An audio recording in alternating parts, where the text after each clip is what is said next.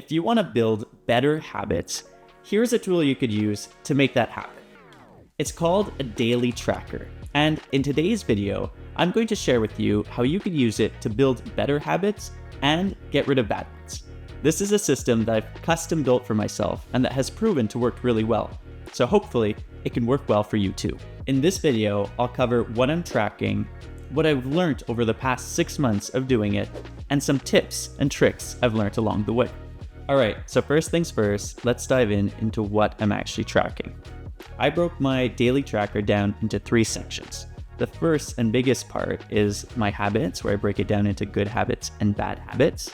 I have a section just in front of that for mood tracking, where I rank my day on a scale from 1 to 5.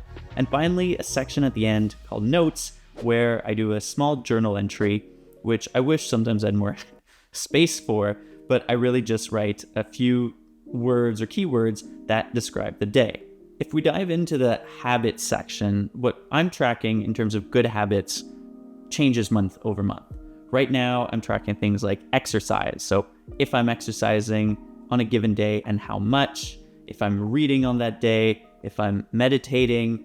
I also track how much time I dedicate to certain professional activities, whether that's photography or public speaking or marketing consulting. And for every habit, I do a bar chart where 0 is, well, I just do a dash. I didn't do anything on that given day, versus up to 100% completion where I feel, okay, I gave it my all, so to speak. This is really arbitrary. So for reading, if I read, let's say, a chapter, I say, okay, today I completed 100% of my reading habit goal or objective. Whereas if I, just go for a walk, I don't count that as exercise. For me, my exercise habit really means I'm sweating. So this is maybe going to play an hour of badminton, or going to ski for 4 or 5 hours, or just doing like a proper Pilates workout in the living room for 20 minutes, and I'm really sweating at the end of it. And yes, you can sweat doing Pilates if it's high interval training. It's pretty cool. Highly recommend.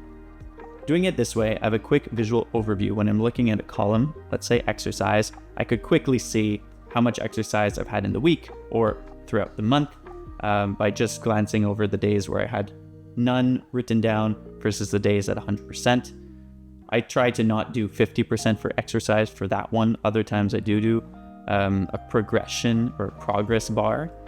But for exercise, for me, it's really all or nothing. Whereas work, on the other hand, the progress bar is always used. Sometimes for my photography company, I'll just spend 30 minutes on a given day to work on some admin stuff or have a client call. So for me, that'd be just a short amount of work versus a day where I'm out shooting a wedding for 10, 12 hours. Well, then definitely I'll fill up the bar, and that's 100% completion for that good habit.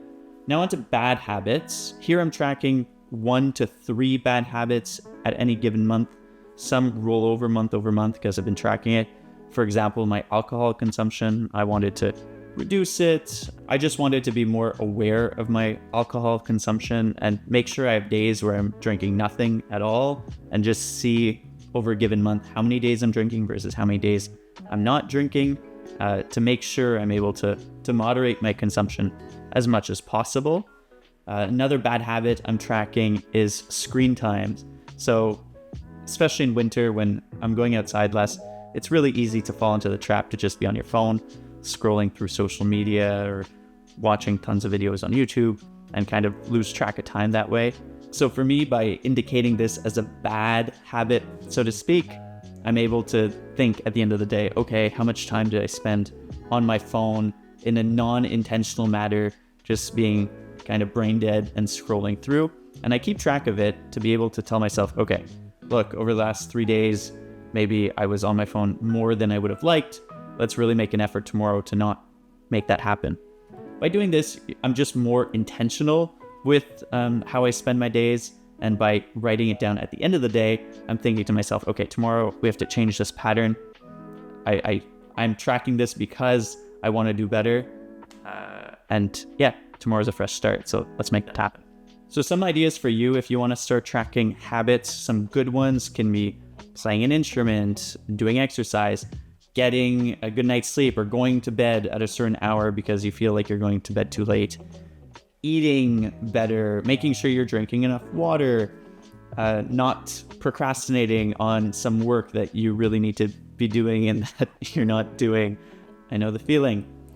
And then for bad habits, it could be anything from, like me, screen time or alcohol, to smoking cigarettes or smoking weed, to watching porn, to eating too much junk food. It could really range for every person. And over time, these bad habits might change. And it might be small things that you want to change too, right?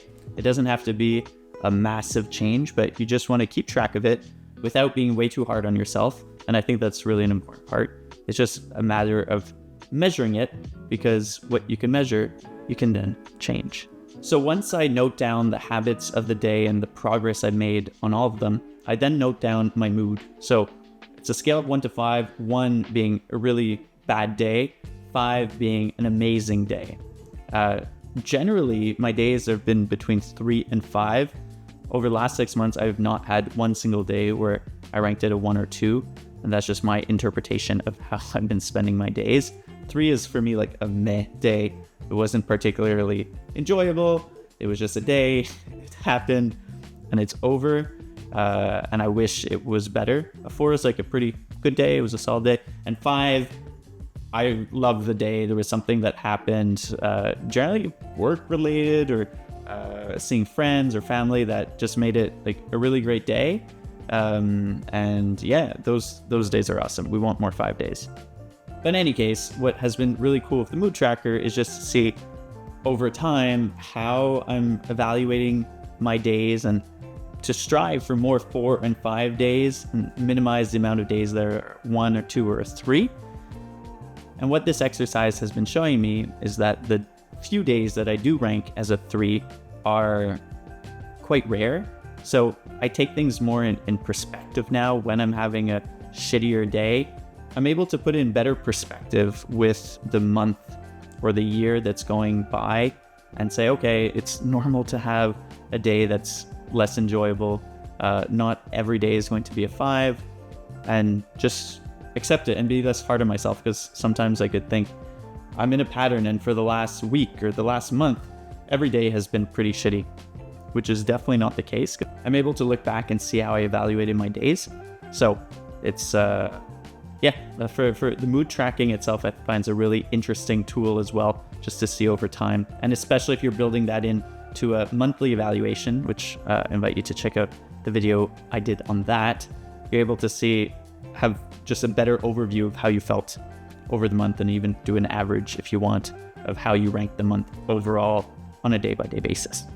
And then the last section is on notes, where I try to do a quick overview of my day with a few keywords that explain what I did, essentially what was on my agenda for the day. I wish I had more room here, but the limitations of the paper unfortunately do not let me to do it. I'm not sure how. I've tried different formattings of my page to try to have more space, but it keeps it brief, it keeps it short, and keeps it focused on the most essential parts of the day that I should remember. Ideally, if this was a digital version, then you could go in and search, and then maybe do like some correlations between certain keywords, how the mood was, and then go crazy. I'm not there yet. I'm happy it's a paper version, and it's simple and it's easy. And that's pretty much the structure of what I'm tracking. All right, so now what I've learned from doing this over the past 6 months is, first, it's pretty easy to build good habits. Because I have this system, I'm holding myself way more accountable than I ever have before, and I'm gamifying the habit building in a way. When I'm doing something throughout the day, sometimes it in an unconscious way, but oftentimes consciously, I'm thinking about my habit tracker, and I want to make sure that I'm able to check off my 100% progress bar of the day when it comes to reading or exercise. I want to make sure I follow up with it, because I set myself the goal at the beginning of the month or beginning of the year that I wanted to do that. And now every day I have the chance to do it, and I want to make sure at the end of the night I'm able to checker that in. Same thing goes for bad habits. Whenever I'm thinking, passing time on my phone, which is really tricky because you fall into that one easily. But for drinking, it's really easy because I could tell myself, you know what, this past weekend, yeah, I drank 3 nights in a row. Monday, Tuesday, Wednesday, you know what, no alcohol. I want to, just be clean, drink water, or whatever else. The habit tracker is an added incentive or tool to make that easier for me because I'm like, yeah, you know what? I just want to do my bar. I want to be at 0 today, and then see that over time. And then sometimes I want to go on a streak. Like a week, no drinking. Yeah, sure, let's do it. So it's really good in that sense for self accountability and helping you build these good habits or lessen the bad habits. I've already mentioned just previously the incorporation of the mood tracker, but that has also been a great added benefit just to put stuff in perspective and realize that overall my days are pretty good. I'm very lucky for that. But maybe for you, you'll be able to better put things into perspective and see day over day what impacts your mood and how you can move towards having better days. And then finally, it helps you focus on the most important stuff in your life and helps you to stop procrastinating. For me, this has really been key because you're being way more intentional with your time. You're telling yourself when you're printing out this daily tracker at the beginning of the month, these are the things I want to focus on. These are the things I want to avoid as much as possible. And you're then committing to it in a way. So it might look like just a simple piece of paper, but in my opinion, it's an extremely powerful tool that I plan on continuing to use for the coming months, even year, who knows? But yeah, it just started off as a random test, August of 2023, and I've stuck with it every day. For me, by the way, how I make sure I stick with it, and these are moving into the tips section of this video, is I keep it right beside my bed. So I went to get at the dollar store just a plastic clipboard on which these papers are attached. Has a little, this was important for me, a little clippy things because I installed a nail just beside my bed, so I'm able to hang this on the wall. I have a pen laid out right beside my bed on the shelf as well. So it makes it really easy for me to then, when I'm getting into bed at night, I turn on the night light and I just fill it in. It takes all of 2 minutes. And it's just another habit that I've integrated, or routine rather, my nighttime routine, which has been really fun. And to look back at the day, to be grateful for the good stuff that happened, and then already setting an intention for the next day of what I should focus on. If I see that it's been like many days that I've not played the saxophone, for example, I'm like, okay, come on, tomorrow you're gonna play the saxophone. Some other tips, if you do forget at night, it does happen. Sometimes we go out, we get home late and I'm not in the mood. My best trick for that is to do it first thing in the morning, right when you get up, have a glass of water and fill out the habits and the mood and the notes for the day before. And my final tip is just to be honest with yourself. I found myself, especially with the bad habits, sometimes wanting to cheat a bit. Let's say I had just half a glass of wine one night because we're at an event or something. And like, I was going to have none. I sometimes felt the urge to just put it at a 0 when it would have just been a small bar because I lose my streak. It's important to be honest with yourself, because if you're not being honest with yourself with this self-accountability tools, you could fall down a slippery slope. So it could be tempting because you're like, nah, you know what, it's okay, it doesn't really count. But try to the best of your ability to be honest and to rank yourself every day the same you do the day before and the days before that. It's up to you to figure out what 100% is versus 0% versus 50%. And over time that can change as well. But yeah, try to do it as honestly as possible. So I hope this video was useful to you. And if you do plan on trying this out, do let me know in the comments. And if you want to watch some other tips and tricks on stuff I've tried or learnt or do, you could check out these videos here. And I'll catch you in the next one.